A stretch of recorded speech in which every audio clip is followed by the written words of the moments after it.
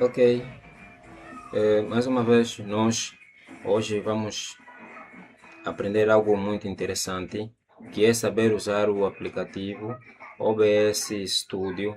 Na realidade, essa é uma versão muito boa, isso porque no próprio site eles lançaram uma versão mais avançada e essa versão em primeira mão já instalei no computador. Se vocês irem lá no site, vão conseguir dar conta dessa mesma versão da instalação que eu fiz. Mas agora, esse vídeo eu estou a fazer diretamente com a câmera para vocês poderem dar conta que eu sou o responsável da página Mapassa Technology. E sem mais demora, né, vamos aprender a explorar o aplicativo OBS Studio. Eu vou dar o link, né, vou dar o toque para ele abrir o próprio aplicativo. Ele já está aberto. Na realidade, estamos a ver essa mesma programa aberto. Aqui tem muitas definições, começando para as primeiras partes introdutórias, ficheiros, né? Estamos a ver aqui os ficheiros, editação, ver dicas do perfil, né? O perfil pode ser incluído, o perfil podemos já alterar agora, né? O perfil eu posso colocar, nós como estamos a, vou colocar definições, né? Definições, definições,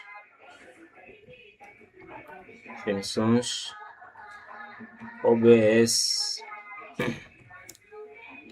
Studio, OBS Studio, vamos lá fazer rápido, OBS Studio, né?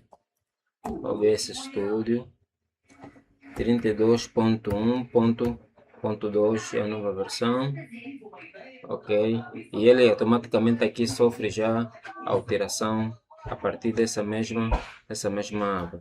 Então, bora lá explorar essas definições. Olha, para explorar essas definições é necessário alguns pormenores bastante interessantes do UBS. A parte principal do UBS, ele começa a partir do controle. Aqui no controle vamos ver a iniciação da transmissão, iniciar a gravação, iniciar câmera virtual, o modo de estúdio, definições. Iniciar a transmissão é transmitir uma transmissão direita. Iniciar a gravação é quando não estamos em direito, mas ele é gravado a partir do computador, em qualquer dispositivo de armazenamento. Iniciar a câmera virtual é uma câmera adicional, não a do computador, que nós compramos em outros super ou mercados informáticos. E modo de estúdio, ele te dá duas abas tal como essa, uma lateral esquerda e uma lateral direita, mas com simplesmente uma cena, a cena de programa e a cena de antivisão. Mas como nós não queremos ainda aprofundar esses lados, nós vamos ver aqui nas definições. Aqui nas definições ele deve ser configurado de diversas maneiras. Por exemplo, ele vai abrir essa tela, vamos aguardar um pouquinho. Ok, aqui nas definições, começando pelo geral, ele coloca os idiomas a qual deve ser selecionado. Eu como estou aqui em Angola, vou colocar linguagem Portugal. Aqui não é necessário fazer muitas alterações e também do jeito que ela está deve ser permanecido. Mas aqui em visual eu é que devo definir a estrutura do meu programa. Por exemplo, se vamos ver o YAML, é mesmo essa cor já definida do tema, é simplesmente YAML. Mesmo se demos um clique não terá um outro tema, mas no estilo, o estilo refere-se à interface, né? A interface toda com a cor. Por exemplo, assim no clássico ele automaticamente vai sofrer uma alteração. Se eu clicar em outras opções, no Gray também vai sofrer uma alteração. Se eu clicar aqui no Light, que é branco, uma cor mais colorida, então eu vou trabalhar com essa definição depois, mas agora vou colocar a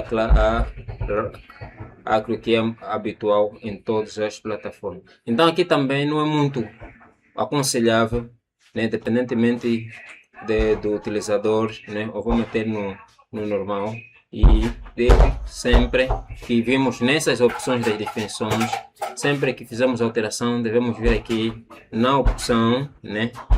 Devemos ver aqui na opção aplicar para ele salvar a configuração. O outro ponto na transmissão, na realidade na transmissão é uma opção muito interessante, porque o Twitch é uma transmissão normal, mas se vimos aqui no serviço, damos um clique no Twitch, aqui nas opções, ele vai transmitir várias opções de serviço. Por exemplo, eu, em função do canal YouTube, eu se quiser fazer uma configuração do YouTube, aqui o aplicativo OBS ele dá essas definições para fazer uma transmissão direta a partir do YouTube, e também o Twitter dá essas duas opções. Mas o Facebook, o Stream e as outras opções, as configurações ainda não estão bem padronizadas, a razão por que não é muito aconselhável. Mas de princípio vou deixar no twist sobre essa configuração da transmissão. Agora, aqui na saída é a parte muito profunda e devemos prestar muita atenção. No modo de saída, aqui ele te dá várias opções. Temos o simples e temos o avançado. Como inicial, para aquelas pessoas que ainda não têm o domínio de usar o aplicativo OBS, eu aconselho a usarem o simples. Aqui na taxa de bits de vídeo, normalmente a padronização dele ele é 6.000 em função das configurações, mas como eu quero uma qualidade mais equilibrada, eu posso tirar o 6 e posso colocar o 10, né? Em função de algumas recomendações que o próprio programa em si exige nessas mesmas alterações. Então eu vou tirar o 6, vou colocar o 10. Aqui, coloquei o 10. Agora na taxa de bits de áudio, ele dá várias opções até 320, mas eu vou meter o 50%, que é 160 taxa de bit. O codificador de vídeo ele vai permanecer mesmo no software X264. Aqui na predefinição ele vai permanecer também na qualidade padrão, mas codificador não é necessário fazer uma alteração.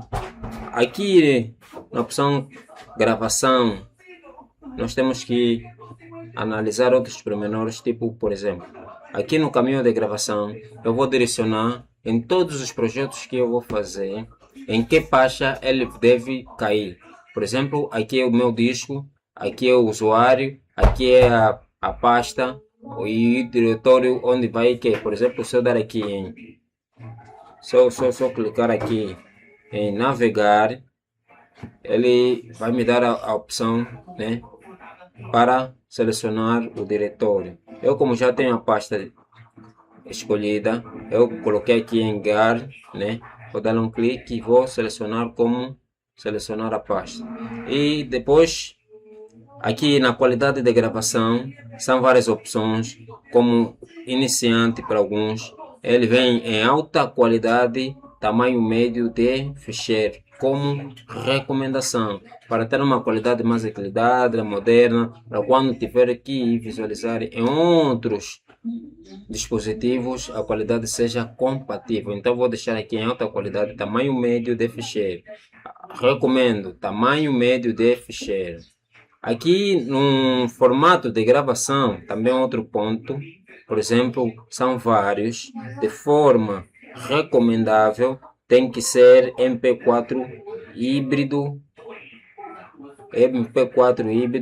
para estar compatível com essa mesma definição. Então, MP4 híbrido, e aqui no codificador não é necessário alterar de vídeo, também não é necessário, tanto como de áudio. Na faixa de áudio deve permanecer sempre a 1,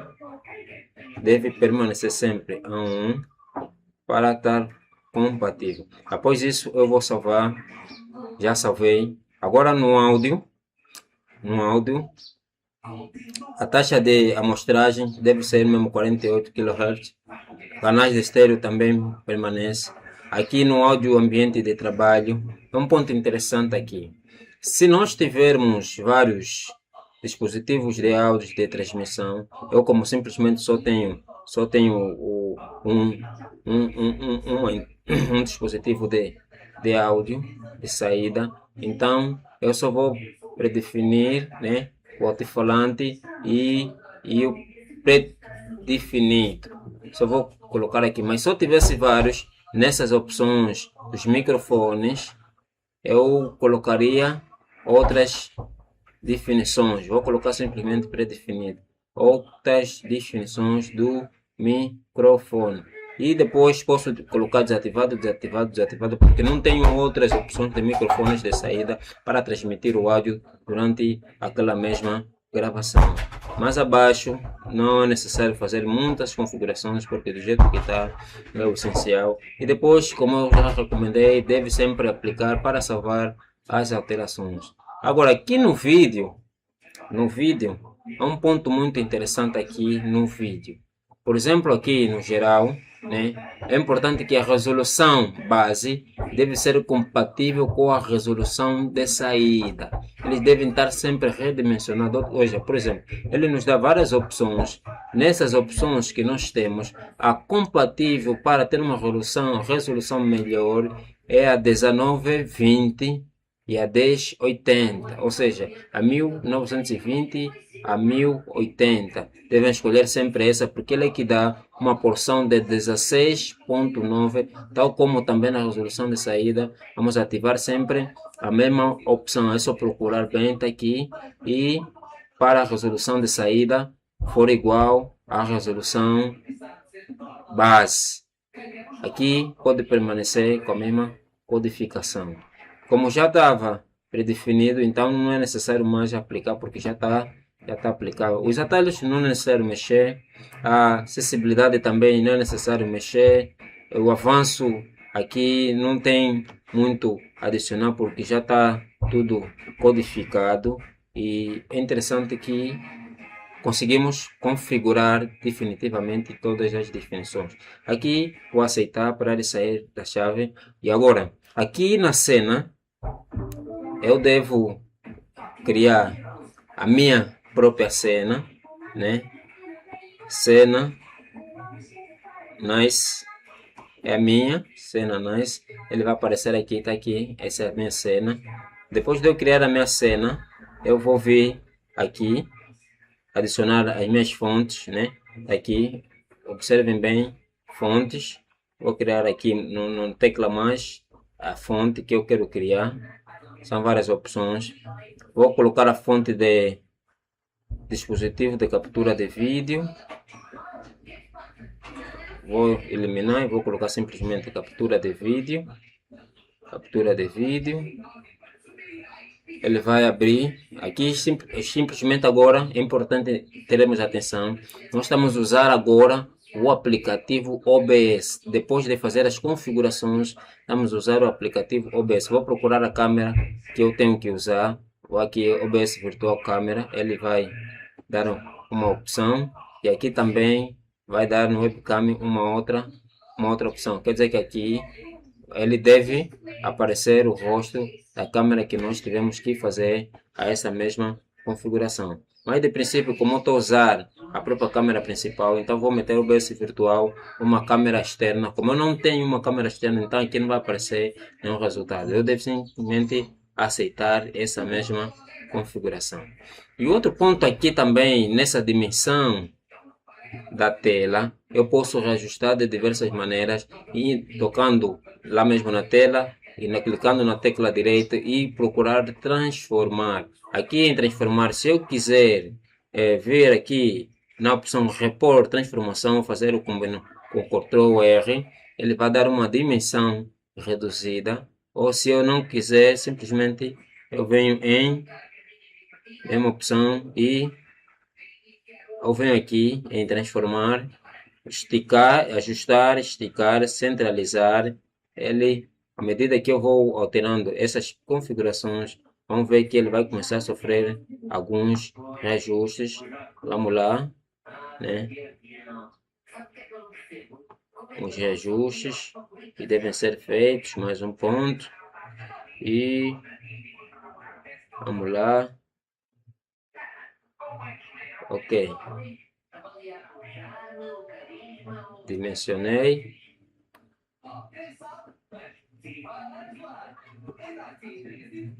Transformar. Ajustar. Ok, tá aqui como é que ele funciona. O outro pormenor, vamos vir de novo na fontes, né? E vamos clicar em imagens. Eu vou procurar uma imagem rápido, imagens. Vou aqui no meu dispositivo, como conectei a pendrive,